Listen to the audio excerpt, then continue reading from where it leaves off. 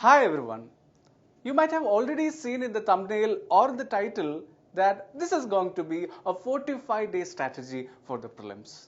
But friends, you should understand that there is nothing called as a standard strategy, but rather we are having what we call it as a unique strategy for everyone.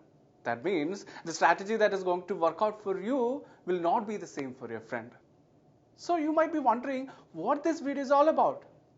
So we will be coming up with a planner to aid you in creating your own strategy.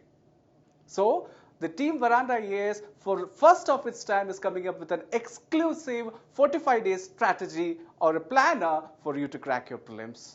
And once again, welcome everyone to this video. As you all know, the prelims is fast approaching. So there will be a lot of questions that is coming in your mind, like how will I complete my syllabus? So what if I don't complete the syllabus in the right time? So everyone will get a lot of anxiety. And especially if you are scoring very less marks in the test or the mock test means definitely you are going to get panicked. Then some people will think, am I going in the right direction? Will I clear the prelims? So these are some of the kind of last moment questions that is going to come up. So how to overcome these fears that is there in our mind? And also, we can see that you are putting up a strategy, for example. So what if you are not able to complete the syllabus based on that particular strategy, it will again fail. So this will come into a vicious cycle. So this is what we have to avoid. That is, you have to strategize and plan. And what we'll be doing will be definitely aiding you for the same purpose. So before going for the planner, let us discuss about some of the general guidelines. And also be attentive, we'll be also sharing some tips and tricks also. So friends, you should definitely know that the key to success in this examination is consistency and revision. And most important thing is to stay motivated. And how you are going to stay motivated? It is not by watching some random videos or motivational talks and seeing or spending hours of time for that. You should get motivated from within. That means that kind of motivation should come from within. How? You can think about your parents. You can think about the social status that you are going to get once you clear this examination, the privilege, the changes that you are going to make to the society. So these things should inculcate a fire in you and this should drive you forward.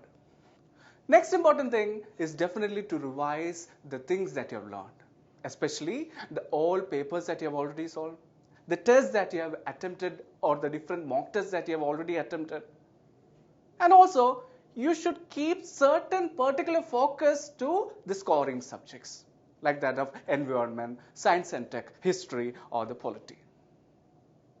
It is very, very important that you should not go for reading any new particular materials. Rather, what you should do, you should go for revision of what all materials that you have already studied. Revise. Revise again the same material that you have already studied. Revise thrice the last 5-year previous year questions. And what is the use of it? Definitely, you are going to understand the demand of UPSC. At the same time, you have to take subject-wise as well as full-length test. So what is the use of it? It will definitely improve your speed. Your elimination techniques or that methodologies will increase, as well as the approach will also increase. Here you should remember one thing. You should not go for full test more than a number of 10. And the most important thing is to make sure not to worry about your marks. Let me tell you a secret. Most toppers got very less marks in their mock test. Interesting, right? Remember, marks in mock is not the ultimate thing. I will make one thing clearer. Give your attempts. Don't procrastinate it for the next year. After I finish the completing syllabus, I will go for that. No. That is not the right strategy. Definitely have to give your attempts this time. And let us give another tip for you. Follow the same time for the prelims and CSET practice. You might feel sleepy and you might feel like taking a nap in the noon. Never do that. It will affect your performance in prelims day for the CSET definitely when it comes in the afternoon. Now here comes the villain of prelims over the last years. That is the CSAT, who is the real game changer. So we have also seen that those who cleared paper 1 could not even qualify because of the less marks that they scored in CSAT. Most importantly, don't panic. If questions are tough, it will be tough for all.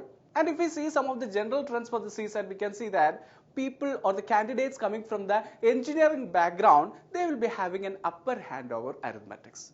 And those who are coming from the arts background, they will be having some upper hand on comprehension. But what we should do, we should have an equal focus on these things. That means we should keep a balance between the two, practice more, increase your speed as well as your accuracy. Now let us come into one of the most frequently asked questions. How many questions should I attempt? We'll say that go for an on-the-spot strategy. That is, if the questions are tough, definitely the cutoff will be less and less should be your attempts. If you feel the test to be more easy, cutoff will definitely be more, you should go for more questions. And once again, I am seeing the ultimate key to success is consistency. That is, if you are dedicating 10 hours today, make sure that you at least make 10 hours the next day also and maintain that. Definitely, you are going to reap greater glories in the long run. Now let us go for the understanding about the planner that we have devised for you. You should remember, it should be kept as a base and you should improvise and devise your own strategy. So if you see, you can see that the overall strategy per day have been divided into 3 sections in which subject 1 will be there, subject 2 will be there, and also we can see current affairs is there. That means in each day, you can go with 2 static subjects as well as a current affair. So why we are saying that you can devise your own strategies, some people will study only 1 subject a day because they are comfortable with that. While some others, they will go for 2 to 3 subjects a day. So based on your kind of an aptitude, you can devise your own strategy. So in this hustle, never forget about revising or reading NCERTs. You should never skip it. And we can see that if you just check the planner, it is clearly included how you have to read the NCERTs chapter wise and what are the important chapters also. While reading the current affairs that you have to follow every day, always try to correlate with them with the core static subjects. Now let us see some of the important subjects which you have to prioritize. Prioritizing and learning the subject is very, very important. And if we go like that, we can see, first of all, you have to go with polity, then history. In history itself, you can go in the order like modern, art and culture, then ancient and medieval, then environment, science and technology, economy and geography. So this is our suggestion. Definitely you can follow this up based on our latest UPSC trends.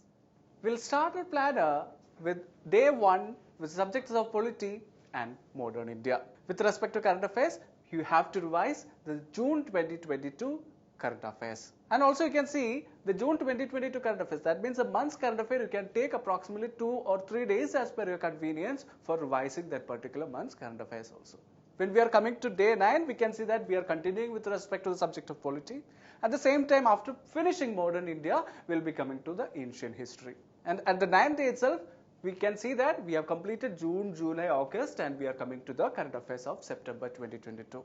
When it is the day 10, please make sure that you are revising what you have already learned. Especially here, you have to revise the contents that you have already learned with respect to the subject of polity, modern history, and also the current affairs. And you can take subject-wise tests based on those particular portions. With respect to ancient Indian history, one of the most important portions which we have to focus is definitely the portions of Jainism and Buddhism, and we can definitely expect most of the times questions from these particular topics. Please keep a note of it.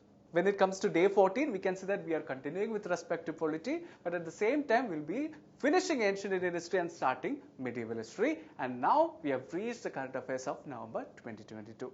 When it is day 17, as I always say, revise and take test. Definitely take test for static as well as the current affairs portions. So when it is coming to day 20, we are still continuing with the polity, but definitely we are going with respect to the 7th NCERT of geography. And with respect to current affairs, by this time we have already reached February 2023 current affairs. While coming to day 23, make sure that you are again revising and taking tests so that the static as well as the NCERT portions that are learned is up to date.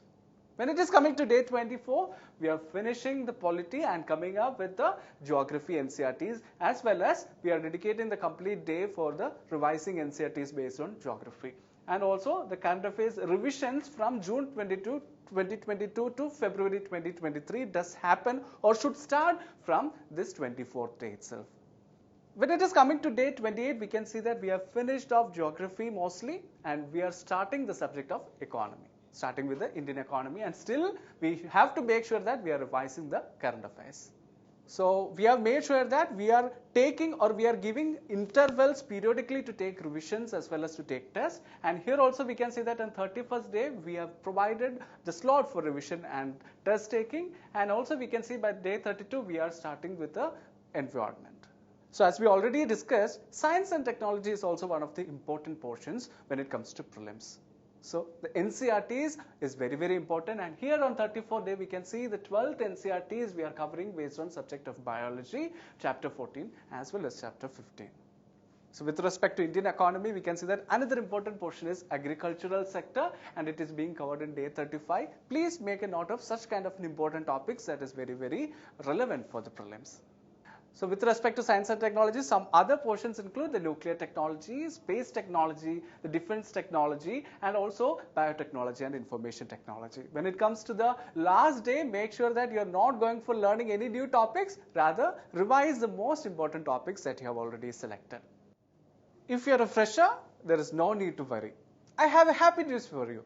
We, Veranda IAS, proudly present India's first holistic residential program. To know more the details about it and also for the admissions for 2024 batch, visit our website given in the description. Also to download the planner, check the link given in the description. As Swami Vivekananda says, arise, awake and stop not till the goal is achieved. There are miles to go before we sleep. Once again, all the best wishes. Do follow, like and share our contents. Unless and until we meet next time, goodbye. Veranda IAS, where your dream becomes reality.